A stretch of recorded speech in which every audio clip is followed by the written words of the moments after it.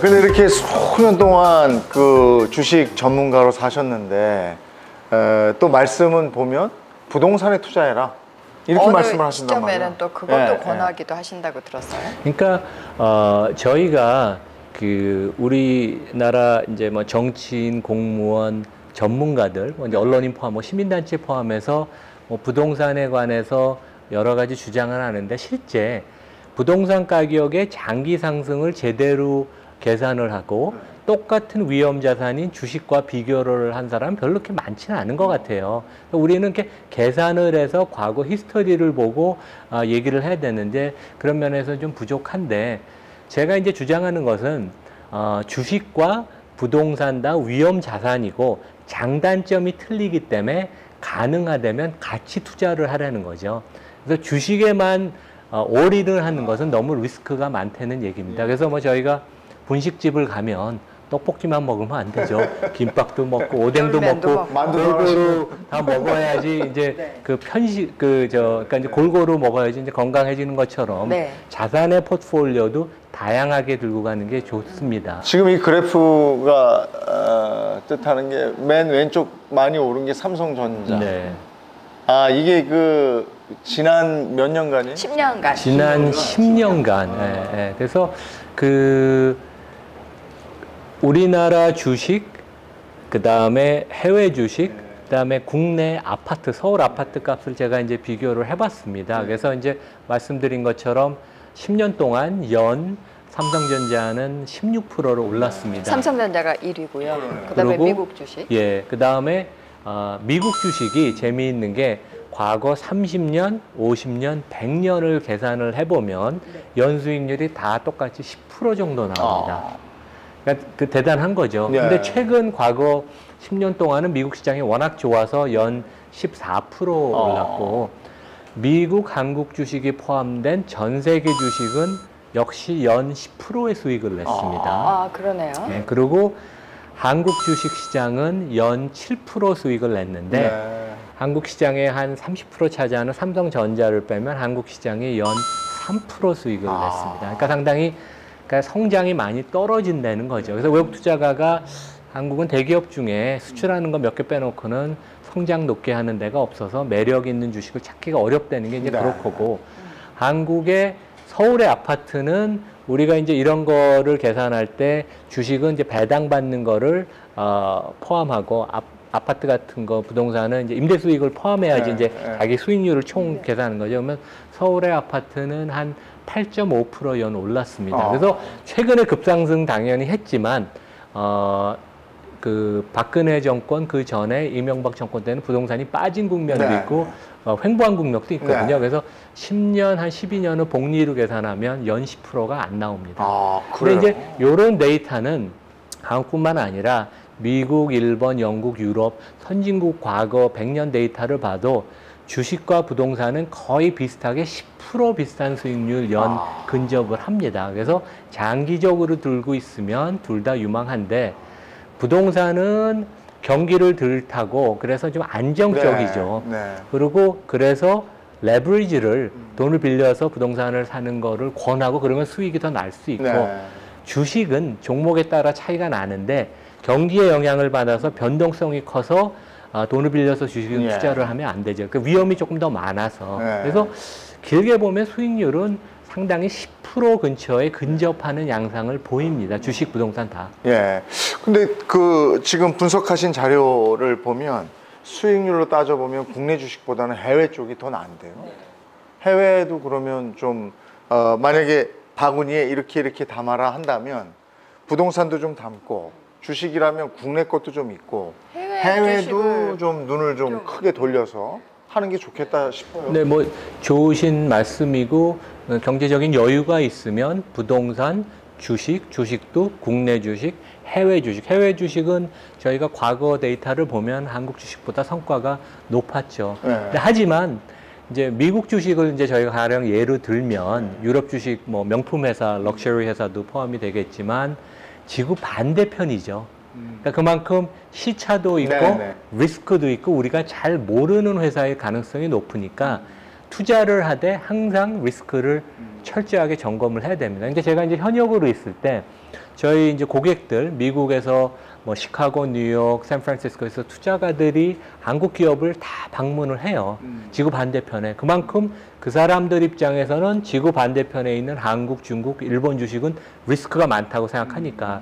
그래서 기업을 방문해서 사장이나 임원을 만나서 얘기를 들어보고 회사 분위기도 살펴보고 그 다음에 회사의 뭐 직원들의 사기는 어떤지 이런 여러 가지를 느낌으로 알 수 있거든요. 근데 이제 우리가 반대편 미국 회사를 그렇게 할 수는 없으니까 성장성은 높아도 조심하고 또 너무 많은 비중을 갖고 가는 거는 좀 경계해야 된다.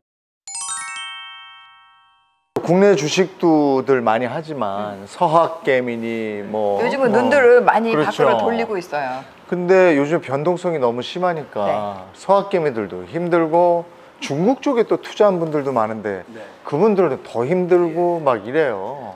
그럼 어떻게 해야 돼요? 그러니까 이제 중국은 그 경제 성장률은 높은데 네. 기업의 이익 증가율은 그것에 못 미칩니다. 전반적으로 보면. 그러니까 우리나라가 20, 30년 전에 우리나라가 5에서 10% 경제 성장률을 계속했는데 기업들이 이익을 별로 못 냈거든요. 약간 이제 그런 국면인데 물론 다 그런 건 아니죠. 그래서 중국은 좋은 기업을 진짜 고르는 게 중요하고 그 다음에 한국보다도 개인 리테일의 비중이 훨씬 큽니다. 그리고 투기적인 마인드가 되게 많고 차입을 해서 투자하는 사람이 중국 사람이 많거든요. 그분들이 노름을 좋아해요. 예, 그래서 뭐 실제 제가 홍콩에 2번 살았는데 그 국경에 그 ATM이 많아서 몇백만 원씩 찾아서 마카오 가서 도박하고 네. 밤에 돌아가고 이제 뭐 주식장도 약간 그런 경향도 있거든요. 그래서 되게 그 변동성이 높은 장이어서 어떻게 보면 시장 전체를 사는 게 좋을 수도 있고 특히 중국 주식은 좀 적게 갖고 가는 게 저는 좋다고 생각합니다. 그리고 회계부정 이슈도 종종 나오고 그다음에 관치가 워낙 심해서 그 기업이 컨트롤 못하는 이제 리스크들이 많죠. 그러면 안전하면서도 수익률도 좀 잡을 수 있는 근데 우리가 멀리 가 있는 거면 안 보이니까 해외 주식을 투자할 때는 뭐 이런 종목 정도 하면 되겠어요 하는 건 뭐가 있습니까? 그러니까 대표적으로 우리가 이제 미국의 빅테크들 애플, 아마존, 마이크로소프트, 페이스북, 알파벳 그러니까 뭐 다 그 아주 우수한 종목이고 그 기업들의 그 고속 성장은 지속될 거라고 저는 생각을 합니다. 그리고 뭐 그 외에도 월마트 같은 기업, 미국에서 이제 그 대형 디스카운트 스토어를 운영하는데 여기도 보면 지난 10년 동안 주가가 연 10% 이상 안정적으로 올랐습니다. 그 다음에 비슷한 비즈니스 모델을 가진 코스트코, 여기는 과거 10년 동안 주가가 거의 연 20% 정도 올랐습니다. 그러니까 엄청나게 성장도 많이 하고 주주 환원도 많이 하고 그 외에도 보면 유럽의 명품 회사들 상당히 유망한 좋은 기업인데 최근에 주가가 너무 많이 올랐어요. 근데 그 중에 하나 굳이 고르려면 케어링이라고 구찌, YSL, 보테가 베네타 이런 브랜드를 들고 있는 데가 상대적으로 조금 덜 올라서 그게 유망하고 이 명품은 없어서 요즘 못 사거든요. 국내에도 뭐 아니 전 세계적으로 전 그런 세계적으로 현상이에요. 약간 국내도 몇 시간 기다려야 된다 그러고 네, 되게 표 뽑아서 기다려요. 네, 중국은 더 심하거든요. 근데 이게 중산층이 더 많아지면서 명품을 사고자 하는 사람은 느는데 공급은 명품을 중국에서 만들진 한정돼 않죠. 있어요. 공급은 아주 한정돼 있으니까 그러니까 계속 제품값은 올라갈 수밖에 없습니다. 예.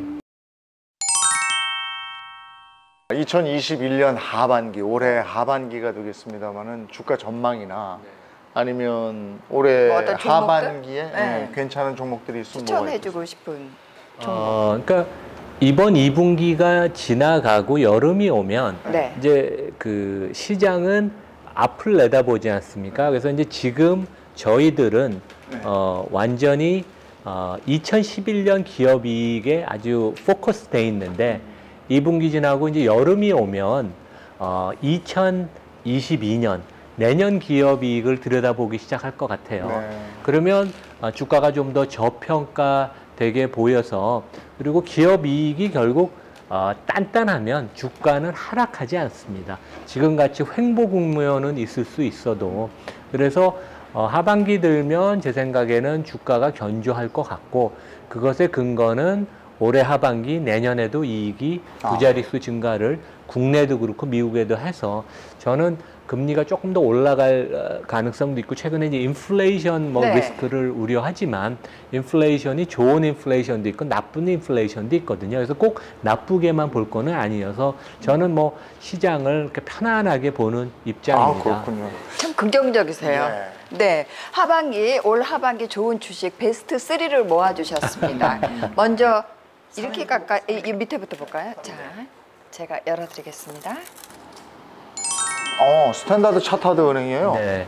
그래서 좀 뜻밖일 것 네. 같은데요. 처음 들어요. 우리 이제 한국에도 SC 제일은행이라고 있죠. 그래서 합병했잖아요. 예, 그래서 제일은행을 SC 스탠다드 차터드 런던에 본사가 네, 있는 네. 영국계 은행입니다. 네. 여기가 이제 2005년에 인수를 했죠. 네. 그래서 한국에서는 그렇게 잘하지 못해요. 근데 이제 제가 홍콩, 싱가포르에 산 경험으로는 외국계 은행 중에 스탠다드 차터드가 제일 잘하거든요. 네.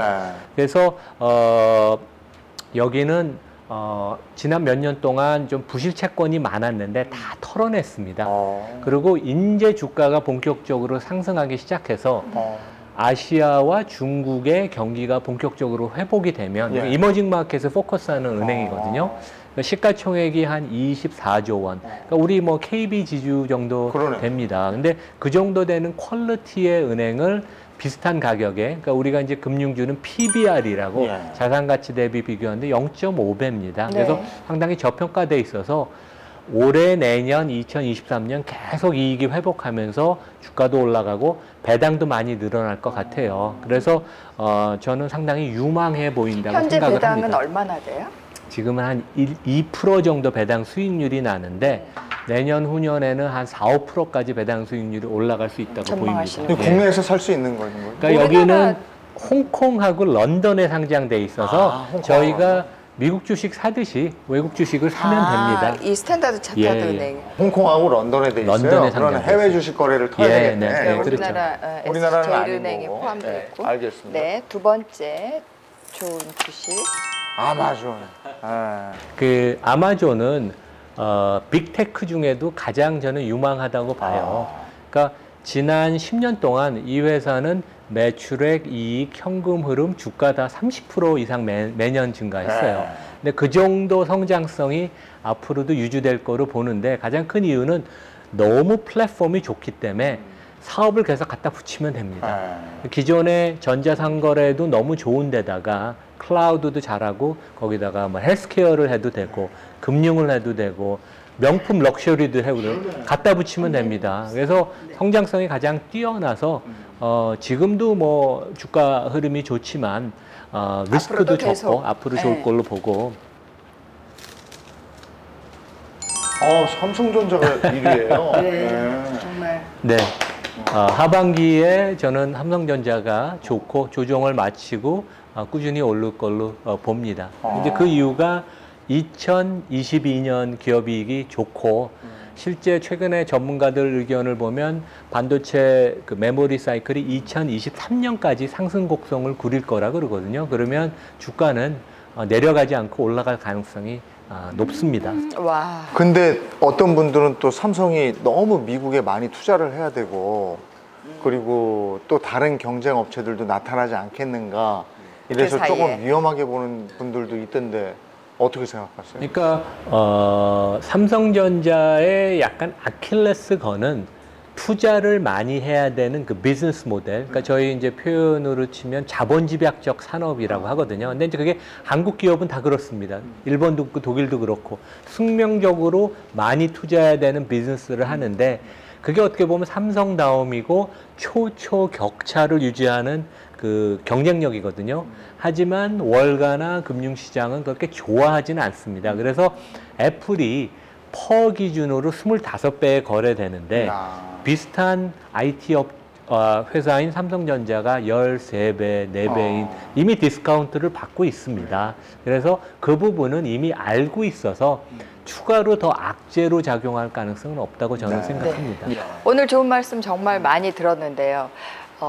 끝으로 우리 그 셀코TV 주린이 여러분들에게 꼭 해주고 싶은 좋은 얘기가 있으면 네. 한마디 예. 남겨주세요. 그러니까 첫째는 주식은 좋은 기업을 사서 기다리는 시간과의 싸움이니까 너무 조바심 내지 말고 기다리는 게 중요하고, 두 번째는 관련된 얘기인데 단말기를 끄는 게 좋습니다. 자꾸 들여다보지 말아요. 예, 저는 하루에 한 번도 안 보고 주가를 낮에는 전혀 안 보고 이제 저녁 먹으면서 저희 와이프가 가끔가다 물어보면 이제 삼성전자 얼마에 끝났는지 저는 아는데, 실제 제가 헤지펀드를 싱가포르에서 운영을 했을 때도 그 전날 미국의 주가가 3% 빠져도 막상 제가 헤지펀드 매니저인데 할 수 있는 게 없어요. 오히려 그냥 부하 내동을 해서 더 좀 안 좋은 결과를 낳기 때문에 단말기나 아니면 컴퓨터에서 그 시세를 조회하는 습관을 버리는 게,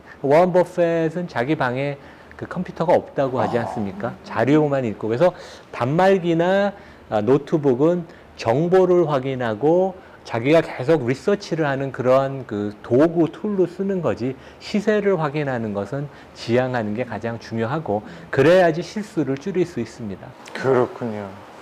탐나는 상자 가지고 오셨어요. 네. 여기에는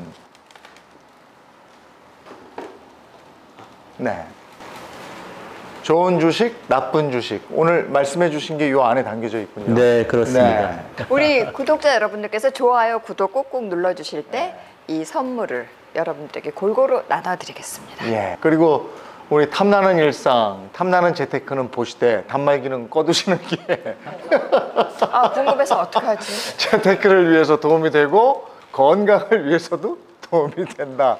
이런 말씀이세요. 네. 우리 저 구독, 좋아요 눌러주시고 저희 같이 참여해 주시는 분들께 요걸 드리는 거죠. 네. 예, 좋은 주식, 나쁜 주식. 이 책을 정독하시고 부자 되셨으면 좋겠어요. 잘 보는 눈 키우시기 바랍니다. 오늘 함께 해주셔서 감사합니다. 네, 불러주셔서 감사합니다. 수고하셨습니다. 이남우 교수님과 함께했습니다.